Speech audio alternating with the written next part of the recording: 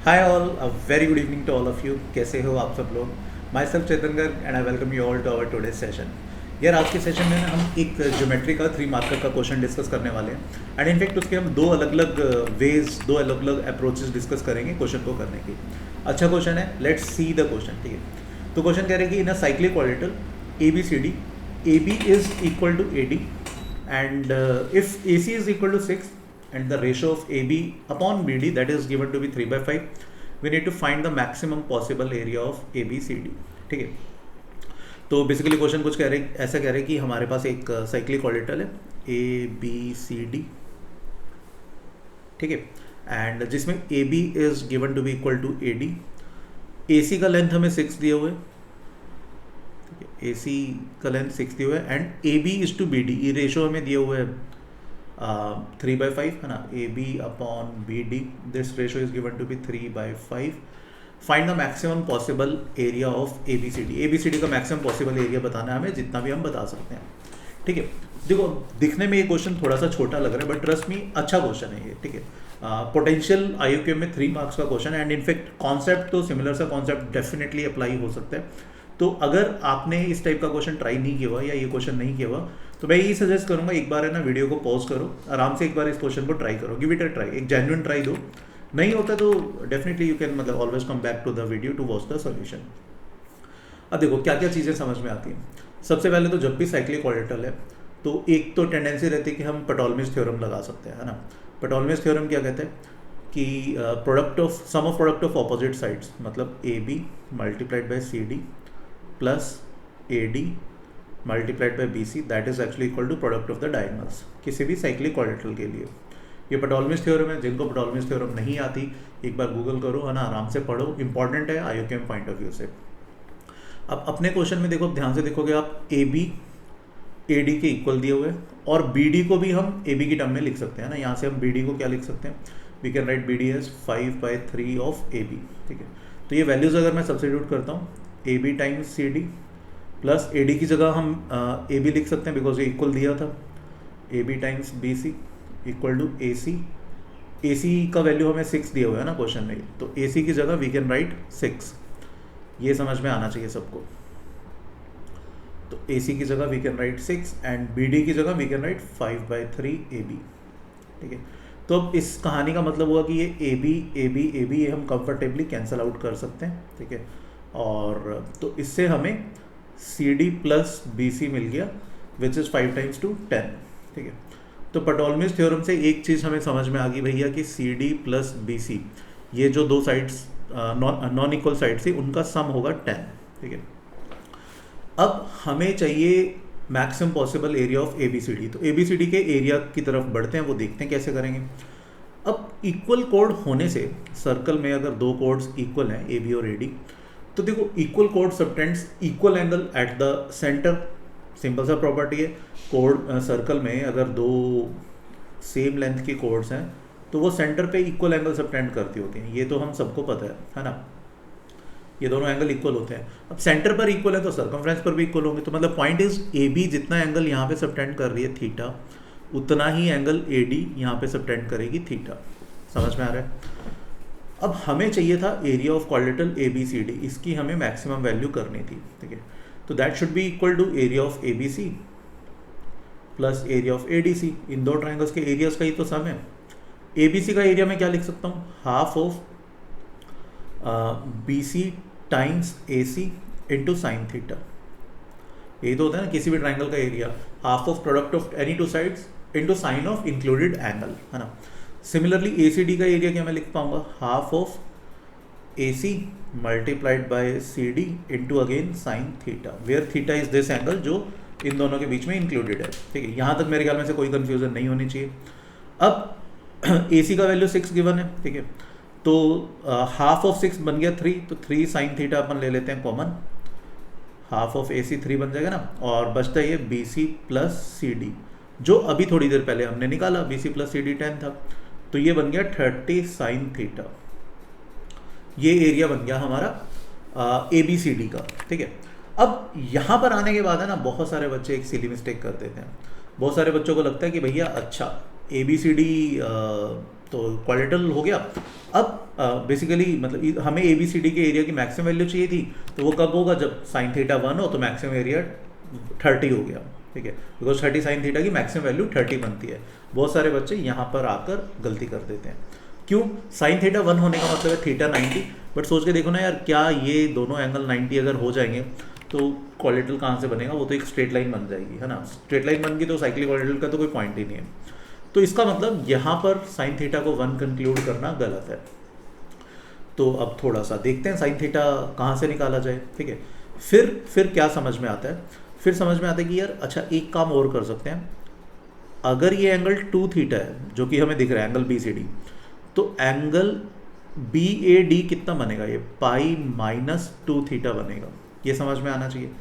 Angle A B A D pi minus 2 theta बनेगा, because sum of opposite angles in a cyclic quadrilateral supplementary होते हैं, 180 degree के equal होते हैं।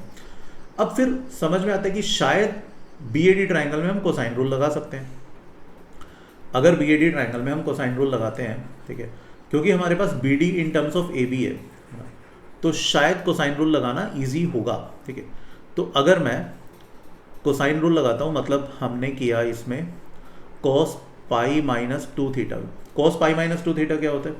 Cos pi minus 2 theta is minus cos 2 theta, that is equal to A B square plus A D square minus B D square whole upon twice of A B into A D. A B और A D तो दोनों same है, ठीक है। तो अब इसको मैं लिख सकता हूँ minus cos 2 theta that is equals to A B square plus A D square, ये तो 2 ए बी स्क्वायर बन गया, माइनस बी डी कितना था 5/3 ए बी, तो बी डी स्क्वायर कितना बन गया 25/9, ठीक है, A B square whole upon twice of A B square. मेरे ख्याल में से अब ये दिखना चाहिए ए बी स्क्वायर उड़ गया। तो यहाँ से cos 2 थीटा की क्या वैल्यू आ जाएगी? cos 2 theta will be 18 minus 25 minus 7, minus minus उड़ जाएगा, ठीक है। तो ये आपको 7/9 मल्टीप्लाइड बाई 2 नीचे भी था ना, तो ये बन जाएगा 7/18, ठीक है। ये cos 2 थीटा की वैल्यू आ गई, जो मेरे ख्याल में से समझ में आना चाहिए। बट हमें किस में इंटरेस्ट था? अपने को तो इंटरेस्ट था साइन थीटा में।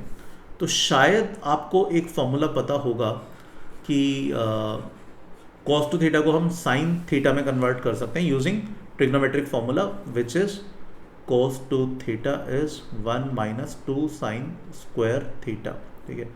तो यहाँ पर अब वैल्यू रखते थे, तो 7/18 that is 1 minus 2 sine square theta. तो यहाँ से साइन थीटा की वैल्यू क्या आ जाएगी सॉल्व करके? 11/36, तो बेसिकली √11/6, ये साइन थीटा का वैल्यू आ गया, ठीक है। तो 30 साइन थीटा कितना हो जाएगा? दिस इम्प्लाइज एरिया कितना बन गया 30 मल्टीप्लाइड बाई √11/6 विच इज 5√11, ठीक है। तो 5√11 आपका आंसर आ जाएगा। कौन सी अप्रोच से? फर्स्ट मेथड है हमारा जिसमें हमने ट्रिग्नोमेट्री यूज़ किया। अब यहाँ पे यू में आर्ग्यू कि सर हमें तो मैक्सिमम पॉसिबल एरिया निकालना था, ये तो कांस्टेंट एरिया आ गया।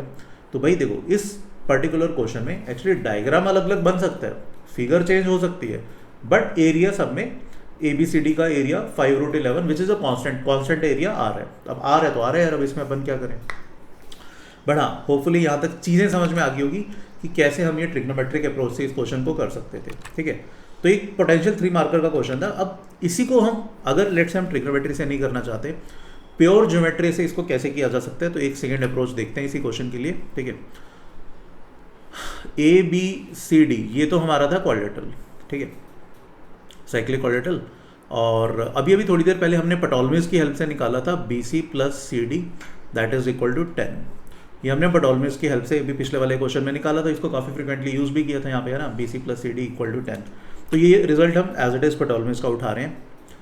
अब फर्दर देखो, हमें ए सी गिवन था 6 और B D in terms of A B given है, चलो वो भी बाद में उठा लेंगे, ठीक है। मैं एक काम करता हूँ, ए बी और ए डी ये तो हमें इक्वल गिवन है, मैंने बी सी को एक्सटेंड किया, मतलब बी सी साइड को सी डी को एक्सटेंड किया बी डी जितना, तो बी सी जितना, है ना। Let say this is a point E, तो एक्सटेंड सी डी को एक्सटेंड किया such that D E is equal to B C. D E और बी सी मेरा बराबर आ गए, ये मेरी कंस्ट्रक्शन है, ठीक है, दिस इज माई कंस्ट्रक्शन। तो मेरा जो BC साइड था वो DE के इक्वल है। अब देखो, अब इसमें ना काफ़ी फील सी आ रही है।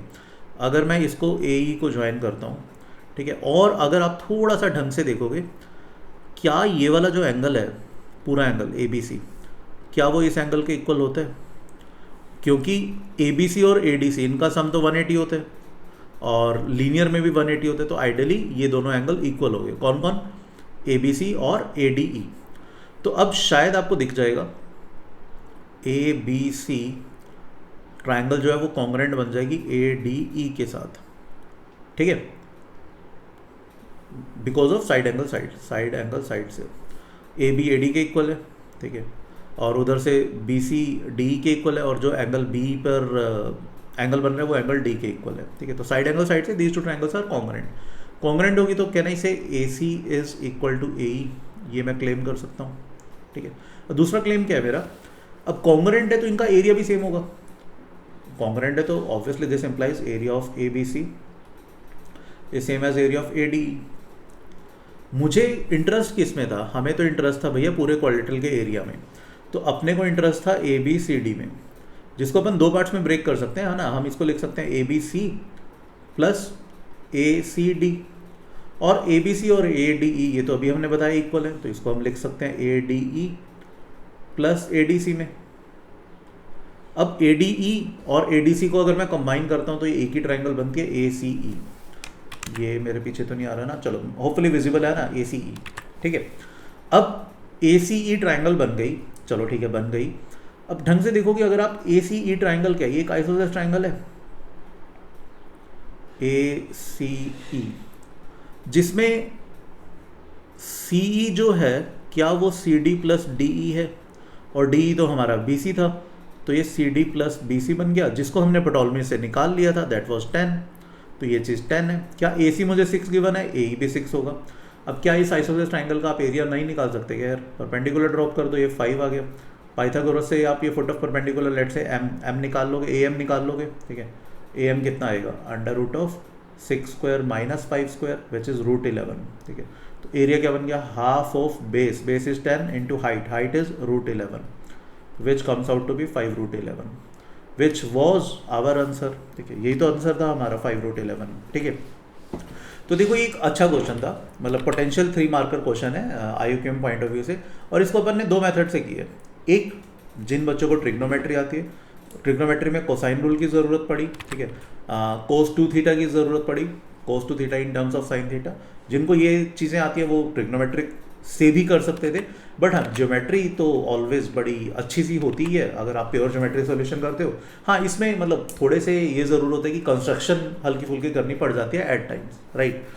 तो देखो इस टाइप के क्वेश्चन हम काफ़ी फ्रिक्वेंटली कर रहे हैं इस हमारे IUQM कैंप में। IUQM का रजिस्ट्रेशन ओपन है यार, आई होप सबको पता होगा, 8 सितंबर को एग्ज़ाम है। तो अगर पहले तो आपने IUQM के लिए रजिस्टर नहीं किया तो आप IUQM के लिए रजिस्टर करो, अगर आप ग्रेड 8 to 12 में हो, चाहे आपकी प्रिपरेशन है या नहीं है, जैसे भी आपकी अगर आप ग्रेड 8 और 12 में, तो आपको ये एग्ज़ाम ज़रूर देना चाहिए IUQM का। नेशनल लेवल का एक बहुत अच्छा एग्ज़ाम है। एंड अगर आप इसमें थोड़ी बहुत भी अपनी रिफाइनमेंट चाहते हो, या आप अगर इसकी जेन्युइनली प्रिपरेशन करना चाहते हो, तो एक फ्री ऑफ कॉस्ट कैंप हमारा स्टार्ट हुआ है 6 अगस्त से, ठीक है, जिसमें 5 days a week हम सेशन ले रहे हैं, ठीक है, जिसमें इस टाइप के बहुत सारे अप्रोचेस बताई जाएंगी, बहुत सारे क्वेश्चंस कराए जाएंगे। टाइम सेशंस का 7 to 8:30 है। लेट से आपका इस टाइम पर आपकी कोई और क्लास होती तो you can definitely find see the recordings, आपको रिकॉर्डिंग्स भी मिलेंगी इन सेशंस की। एक अच्छा पेपर फाइनल एग्जाम देने के लिए एक डिसेंट लेवल की प्रैक्टिस कराई जाएगी टेस्ट के थ्रू, ठीक है। तो 10 टेस्ट आपके इस कैंप में होंगे, जो कि थर्सडे एंड संडे को होंगे, बट मतलब अगेन ओपन रहेंगे 24 आवर्स के लिए, तो आप किसी भी विंडो में आप दे सकते हो टेस्ट को। कैंप में कैसे एनरोल करना है, नीचे एक गूगल फॉर्म दिया हुआ है यार डिस्क्रिप्शन में, ठीक है, उस गूगल फॉर्म को फिलअप करो और डिटेल्स करेक्टली फिलअप करना, आपकी IUQM कैंप में एनरोलमेंट हो जाएगी, राइट। तो उसमें मतलब ऑब्वियसली कैंप में हम इस टाइप के बहुत सारे क्वेश्चन, बहुत सारी नई नई अप्रोचेस करेंगे, राइट। तो आज का क्वेश्चन होपफुली आपको समझ में आ गया होगा। तो नेक्स्ट लेक्चर में हम किसी एक और सिमिलर से क्वेश्चन के साथ मिलेंगे। तो till then please take a very good care of yourself. Thank you, bye bye.